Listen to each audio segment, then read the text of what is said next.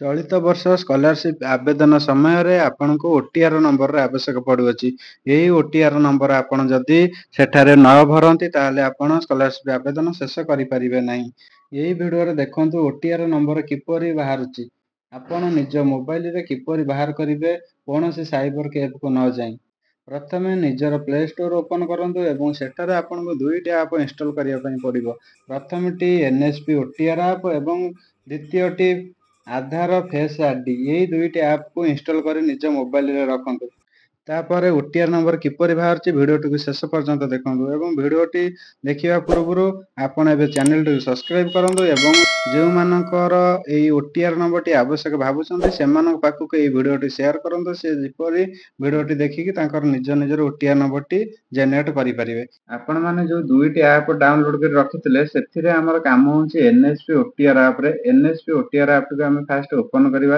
ଯେହେତୁ ଆମେ ପ୍ରଥମ ଥର କରି ଓଟିଆର ନମ୍ବରଟି ବାହାର କରିବାକୁ ଚାହୁଁଛେ ଆମେ ରେଜିଷ୍ଟର ଉପରେ କ୍ଲିକ୍ କରିବା ଏବଂ ଦେଖନ୍ତୁ ଓଟିଆରର କିଛିଟା ଗାଇଡଲାଇନ୍ ଲେଖିଛି। ଆମେ ଯଦି ପଢ଼ିବା ନାହିଁ ତଳକୁ ତାକୁ ସ୍କ୍ରଲ୍ ଡାଉନ୍ କରି ଆମେ ଦୁଇଟି ବକ୍ସରେ ଟିକ୍ ଚିହ୍ନ ମାରିବା ଏବଂ ନେକ୍ସଟ ଉପରେ କ୍ଲିକ୍ କରିବା।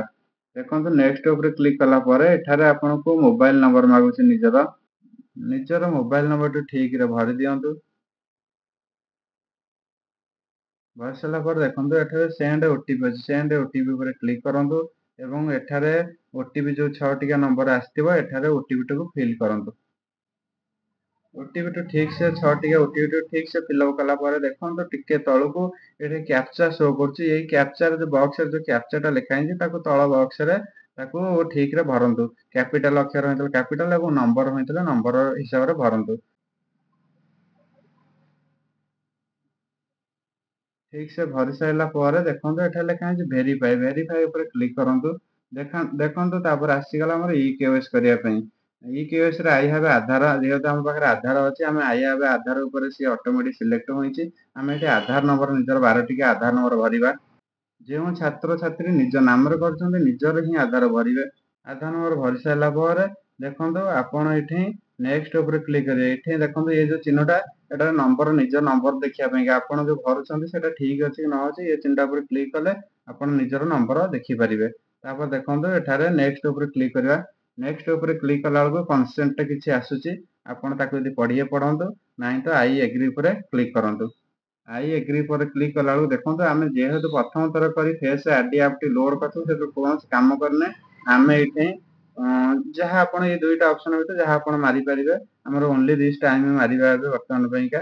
ମାରିଲା ପରେ ଦେଖନ୍ତୁ ଇନଷ୍ଟଲିଂ ହେବା ଟିକେ ଟାଇମ୍ ଲାଗୁଛି। ଏଇଠି ଦେଖନ୍ତୁ ଆମେ ଯେହେତୁ ପ୍ରଥମ ଥର କରି କାମ କରୁଛେ ଇଏ ଘରେ ଟିକ୍ ମାରିକି ଏଠି ପ୍ରୋସିଡ୍ ଉପରେ କ୍ଲିକ୍ କରିବା। ପ୍ରୋସିଡ୍ ଉପରେ କ୍ଲିକ୍ କଲେ ଦେଖନ୍ତୁ ଆମର ଏଠାରେ ଆସୁଛି ରେଡ୍ କଲର, ବର୍ତ୍ତମାନ ଆସୁଛି ରେଡ୍ କଲର ସର୍କଲ ବାହାରେ ରେଡ୍ କଲର ଆସୁଛି। ତା ଅର୍ଥ ଆମକୁ ଏଇ କ୍ୟାମେରା ନିଜର ଫେସ୍ ଦେଖେଇବାର ଅଛି। ଫେସ୍ ଦେଖାନ୍ତୁ।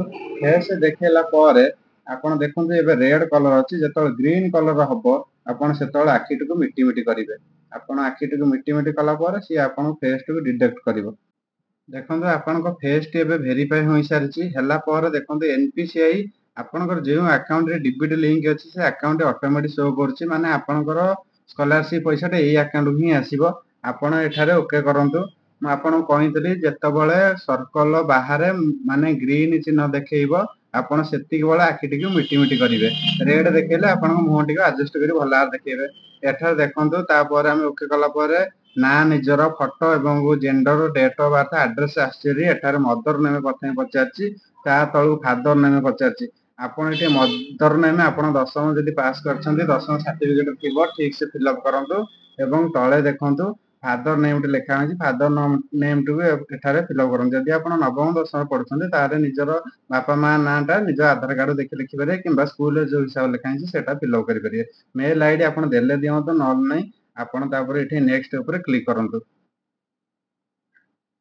ନେକ୍ସଟ ଉପରେ କ୍ଲିକ୍ କଲା ପରେ ଏଠାରେ ଆପଣଙ୍କର ଆସିଛି ଆଇ ଏଗ୍ରି ଉପରେ କ୍ଲିକ୍ କରନ୍ତୁ ଏବଂ ଦେଖନ୍ତୁ ଲେଖିଲା ୟୁ ହାଭ୍ ସକ୍ସେସଫୁଲି ମାନେ ଓଟିଆର ନମ୍ବରଟି ଆପଣଙ୍କର ବାହାରି ପଡିଛି।